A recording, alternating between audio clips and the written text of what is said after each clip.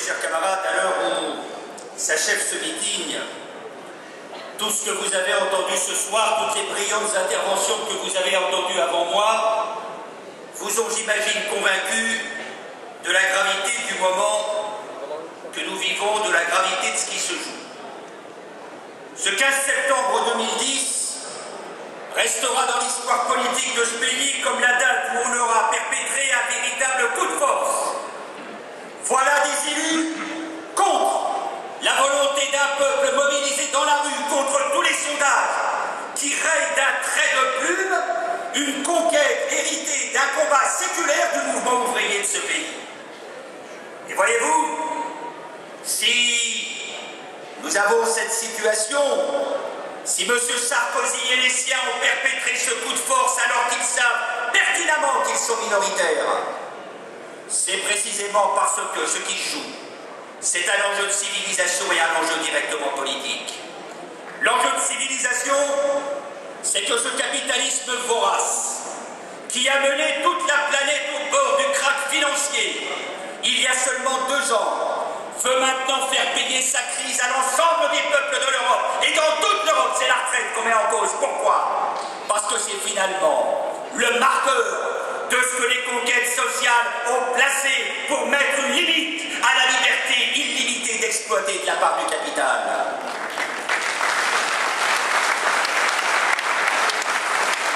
Et l'enjeu politique, voyez-vous, c'est que le petit César qui aujourd'hui se trouve à l'Élysée, ce petit César a décidé, parce qu'il sait qu'il est minoritaire dans ce pays, a décidé qu'il resterait coûte que coûte au pouvoir, et il n'y est à ses yeux qu'un seul moyen pour y parvenir, c'est de nous casser les reins, comme Mme Margaret Thatcher s'était maintenue si longtemps au pouvoir en Grande-Bretagne, en brisant le mouvement des mineurs britanniques. Et si vous ne le croyez pas, mes amis, ils nous ont délivré 2 messages. En même temps que la contre-réforme des retraites, ils font actuellement passer leur projet de contre-réforme des collectivités territoriales et permettez à l'élu régional que je suis de vous dire qu'il s'agit là d'un projet sournois d'étranglement des libertés locales, d'étranglement de la démocratie communale dont Jaurès disait que c'était le principal héritage de la Révolution française et d'étranglement sournois de la République. Et puis ils sont en train au Sénat de faire passer la loi sur la sécurité intérieure où au nombre des mesures qui sont adoptées, on prévoit par exemple de punir de 6 mois d'emprisonnement un vendeur à la sauvette. Alors oui, on a un enjeu politique, c'est un enjeu politique global. M. Sarkozy veut gagner sur un projet de contre-réforme globale, veut passer sur un projet de remodèlement réactionnaire de la société, et c'est pour ça qu'il faut nous-mêmes lui casser les reins.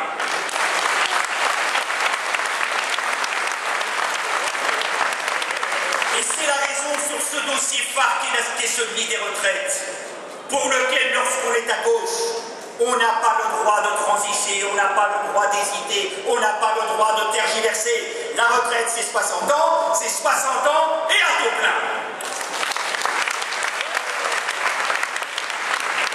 Et si aujourd'hui nous pouvons lui casser les reins, alors qu'il veut nous les casser à nous, c'est, comme l'ont dit beaucoup de mes camarades précédemment, parce que l'initiative est en train de changer de camp. Nous pouvons aujourd'hui gagner la bataille, nous pouvons faire reculer le gouvernement, nous pouvons obtenir le retrait pur et simple de son projet réactionnaire. Aujourd'hui, nous avons affaire à une droite minoritaire dans le pays sur tous les dossiers de sa politique. Tous les sondages et les élections régionales du mois de mars l'ont montré. Nous avons affaire à une droite profondément divisée, tous les débats parlementaires le montrent. Nous avons affaire à une droite discréditée par ses scandales et ses connivences avec le monde des affaires. Alors, nous pouvons gagner la bataille. Nous pouvons gagner la bataille d'abord, la bataille de la mobilisation populaire. Nous pouvons, le 23, réunir les conditions du tous ensemble, réunir les conditions d'un mouvement reconductible qui pourra permettre de faire battre en retraite cette droite au service exclusif du monde des affaires. Et puis, écoutez, il a été fait allusion au CPE, mais c'est une réalité. Nous savons très bien que ce qu'une droite aussi minoritaire est imposée de manière illégitime, la rue et la volonté populaire peuvent le défaire, et effectivement l'exemple du CPE va nous servir d'exemple pour les prochaines semaines.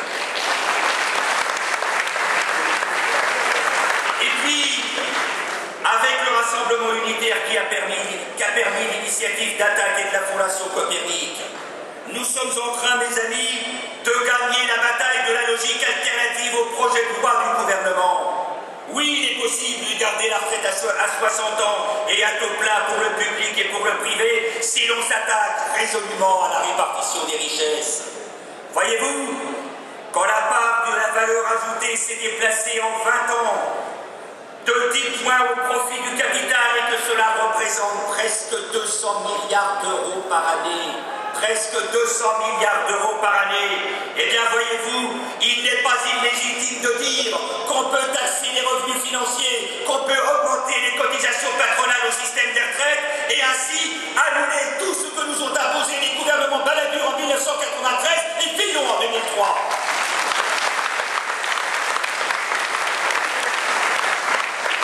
Enfin, mes amis, si grâce à la majorité dont il dispose au Parlement, le pouvoir peut espérer passer en force et nous faire rentrer la tête dans les épaules, eh bien nous avons les moyens de gagner la bataille de la légitimité, précisément.